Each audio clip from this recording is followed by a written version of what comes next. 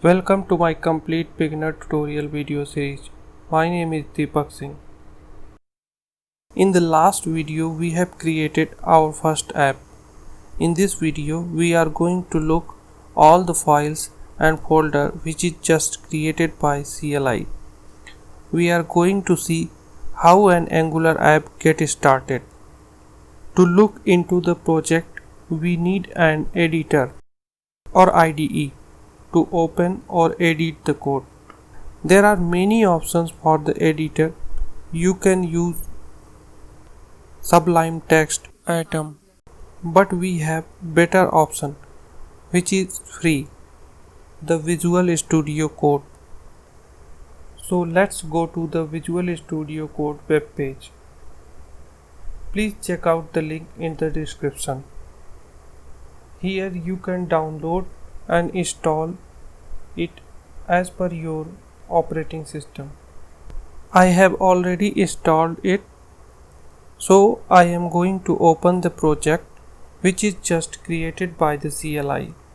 So to open the new project, go to the file menu, open folder and select the folder which is just created by the CLI and click on OK.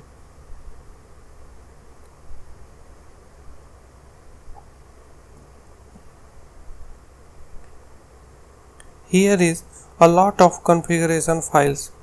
However, the best part is we don't have to modify any of them if we don't want to do that. We will just walk through them. Browsers list RC.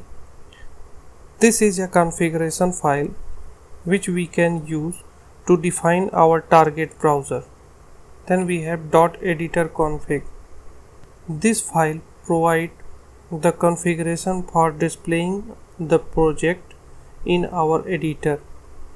This file configures how this project is displayed in our editor or IDE. So this project will look same in different editors. We have git ignore to managing the files, what should be added and what should be ignored for Git version control repository. Angular.json mentions some general configuration setting of this project. This provides project specific configuration and default path values. If you want to fine tune the project, you can use this file, but as a beginner, we don't want to tweak any of the setting here. Karma.conf.js will configure our testing. We will see this in further series of videos. Then we have packagelog.json. As I told you earlier, CLI uses npm to manage the project dependencies.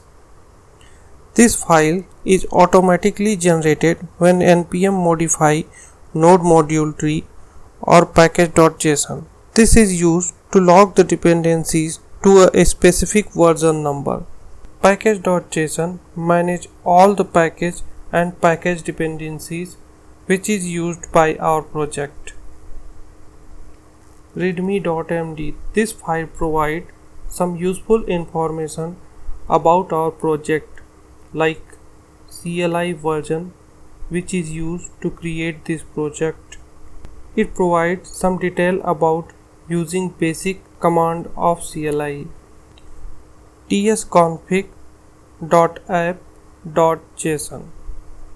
This file is app specific and this consists of TypeScript configuration file paths. tsconfig.base.json. This file configures the TypeScript compiler. tsconfig.json file provides the list of paths to other TypeScript configuration files. tsconfig.spec.json is used for testing purpose. tslint.json. This file is used to warn if our code is not follow the official Angular style guide. Then we have E2E folder. We can store our end-to-end test in this folder. We will cover this in further series of videos. Node module store all the dependencies which were installed through npm. And now come to the source folder. Here most of the time we will work in the app folder. Assets. In this folder we can store static assets like images. Environment allows us to manage different environment variables.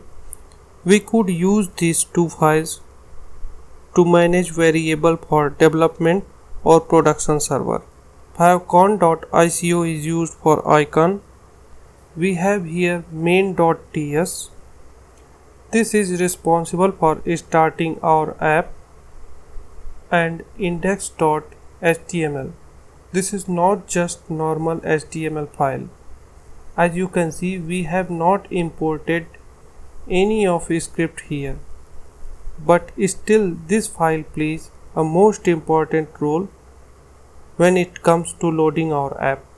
There is a selector which is responsible for loading our app, the app root. In the next video we will see how our Angular app start and work with these files. And now we have polyfills.ts, which is used to manage the polyfills to make our app work with older browsers. You can add other packages if it's needed. And then we have styles.css. This allows us to write CSS code to assign in our project globally. In the next video, we will see how our Angular app starts, and we will work in app folder files. So make sure to subscribe the channel and enable the notification so you would alerted with the new content. Thank you.